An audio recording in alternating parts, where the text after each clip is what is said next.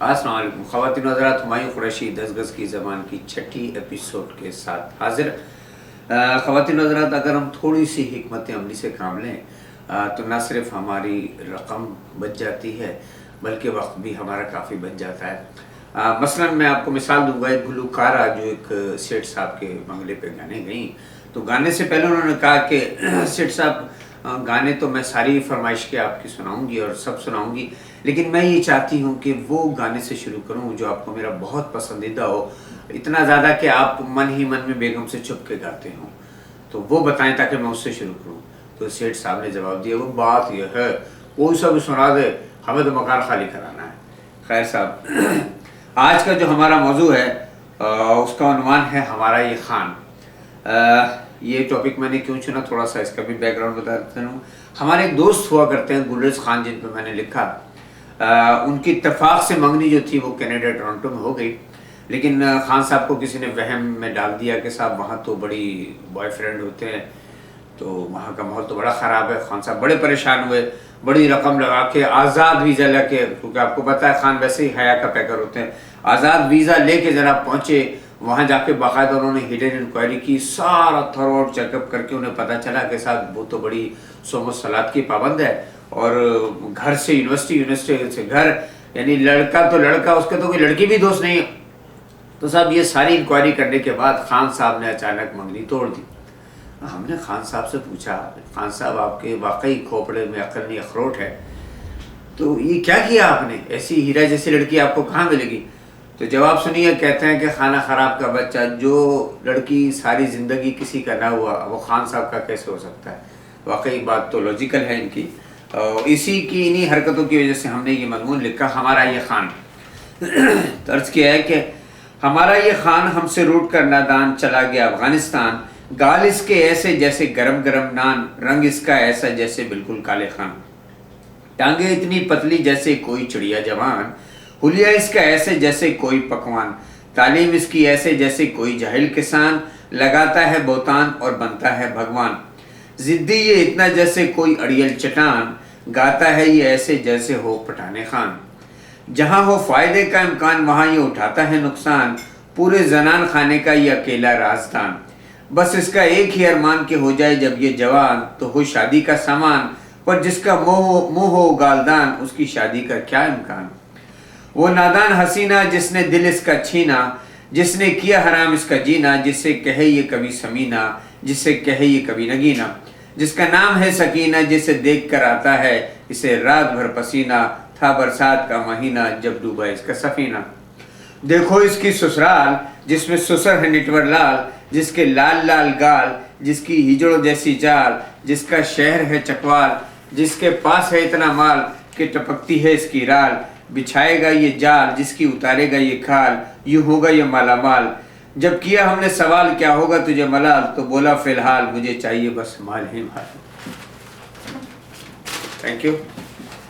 خواتین و حضرات، کچھ بریکنگ نیوز آئی ہے، چلیے چچا چران سے کچھ آپ کو بریکنگ نیوز سنواتے ہیں۔ السلام علیکم خواتین و حضرات، چچا چران بریکنگ نیوز کے ساتھ حاضر ہے۔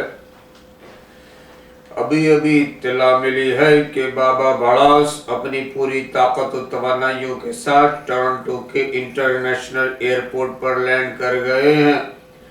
جہاز سے اترتے ہی انہوں نے یہ ہنگامی اعلان کیا ہے کہ وہ ہر قسم کی بھڑاس سننے کو تیار ہیں، لہذا دنیا جہان کی ساسوں، نندوں اور بہوؤں سے گزارش ہے کہ وہ وسوسہ نگر میں قائم و دائم بڑاس منزل پر پہنچ کر اپنی اپنی بڑاس فوراً نکال لیں۔ بابا ہر قسم کی خرافات سننے کا عادی ہے۔ خواتین کے خصوصی اصرار پر فی بڑاس کا دورانیہ 27 منٹ سے بڑھا کر 57 منٹ تک کر دیا گیا ہے، کیونکہ ساس بہوؤں کا کہنا تھا کہ 27 منٹ میں بڑاس نکال کر پیاس نہیں بجھتی، کچھ نہ کچھ تشنگی باقی رہ جاتی ہے، مگر یہ یاد رہے کہ فیس امریکن ڈالر میں ہی لی جائے گی، کیونکہ بابا امریکن ریفیوجی رہ چکا ہے۔ دوسری طرف بابا نے جل بن کر یہ اعلان کیا ہے کہ فیس میں کوئی رعایت نہیں دی جائے گی، کیونکہ کسی کے دل کی بڑاس سننا बड़े दिल गुर्दे का काम है, कोई खाला जी का घर नहीं। ये खबरें आप बराह रास्त रेडियो चिराग से सुन रहे हैं। बड़ास की फीस उसके वजन के हिसाब से ली जाएगी, लिहाजा बड़ास निकालने से पहले और निकालने के बाद वहां पर लटके हुए स्पिनिंग बैलेंस पर वजन के लिए उल्टा लटकना होगा।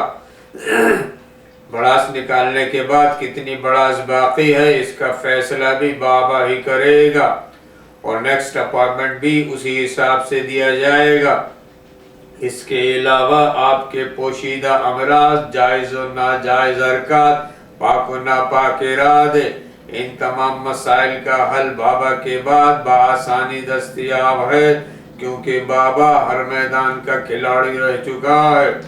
ख़वातीनो हज़रात से गुजारिश है कि वो मुकम्मल आराम और सुकून के लिए बड़ास मंजिल का बार बार चक्कर लगाएं। खबरें ख़त्म हुई। ये ख़वातीन हज़रात, यकीनन आप सब ने अपनी अपनी भड़ास निकाल ली होगी बाबा भड़ास की मौजूदगी में, और वाकई ये बहुत कम मौका मिलता है ऐसा इतनी ज़्यादा भड़ास निकालने का। कि किसी शायर ने क्या खूब कहा है कि हज़ारों ख्वाहिशें ऐसी कि हर ख्वाहिश पे हम निकले, बड़े निकले मेरे अरमान लेकिन फिर भी कम निकले। वाकई हर ख्वाहिश का पूरा होना बड़ा मुश्किल, लेकिन बाज़ औक़ात कहते हैं कि वो खुदा जब भी देता है छप्पर फाड़ के देता है।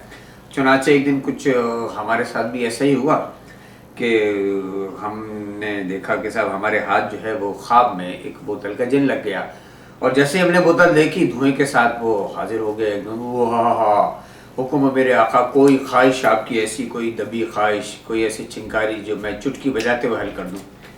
तो हमने कहा भाई ऐसा है कि हमारी तो एक ही ख्वाहिश रही, हम कभी अमेरिका नहीं जा सके और अब तो बहुत ही मुश्किल हो गया, तो हम ये चाहते हैं कि पाकिस्तान से लेके एक सीधी लंबी रोड बना दो अमेरिका तक, जिसमें कोई चुंगी नाका, कोई स्कैनिंग नहीं हो, किसी किस्म का वीज़ा चेक पासपोर्ट, बस हम सीधे ही पहुँचे फुर करके।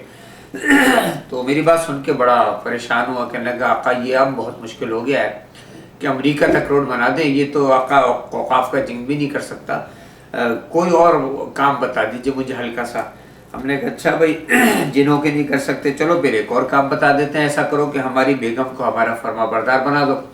साहब ये सुनने की देर थी, यकीन जानिए कि जिनके अपने पसीने छूट गए। कहने लगा आका आप तो खामखाई के नाराज़ हो गए, बेगम को छोड़ें, आप ये बताएं कि रोड एक बनानी है ये दो। तो खैर बहरहाल ये तो बात हकीकत की थी जिसका मजाक से दूर दूर तक कोई ताल्लुक़ नहीं है। अच्छा साहब, इस एक और मुझे बात याद आई अपने मिर्ज़ा साहब की। कल ही वो हमारे पास आए और ये बात कहने लगे कि साहब अपना किस्सा सुना रहे थे कि भाई लोगों ने बड़ा मशहूर किया हुआ था, डाका पड़ गया, तो हमें भी सुनाने आए चौड़े होके। कहने लगे कि भाई कोई सब कल हमारे जो है ना वो रात को अचानक डाकू आ गया। हमने कहा भाई ये कौन सी अनोखी बात है, डाकू तो आता ही अचानक है, हमने कभी नहीं सुना कि डाकू बाकायदा इत्तला दे के। खैर उस पर बड़े नाराज़ हुए, आप मजाक कर रहे हैं और हम सीरियस। मैंने कहा चलिए बताइए। बालों बताया कि हमारे जो डाकू आया वो बड़ा नामी गिरामी डाकू आया। तो मैंने कहा चलिए ये भी आपकी खुशनसीबी है। बहरहाल कहने लगे कि साहब रात को जब वो अचानक आए और उन्होंने हमारे गना के यहाँ कनपटी पे रख दी, और कनपटी पे कहने लगे कि साहब बताओ सोना कहाँ है। हम तो घबरा गए फ़ौरन। तो हमने डाकू से कहा कि भाई डाकू भाई आपका अपना घर है, जहाँ चाहिए सो जाइए, अब सोने के लिए भी हमें बताना पड़ेगा कि सोना कहाँ है आपको। बहरहाल ये बातें तो मजाक की हैं। ख़वातीन हज़रात, कुछ सवाल का टाइम तो नहीं है, पहले मैं कुछ नाम ले लूँ लोगों का जो वक्तन फ़क्तन हमें ईमेल देते रहते हैं, जिसमें से ऑस्ट्रेलिया से जनाब काशिफ सिद्दीकी हैं, आमिर सिद्दीकी हैं, इसके अलावा पाकिस्तान से राना, लतीफ़, इकराम, नदीम, अजीम, गयूर, नगीना तारिक, सलमा अहमद और अंजुम फ़हीम।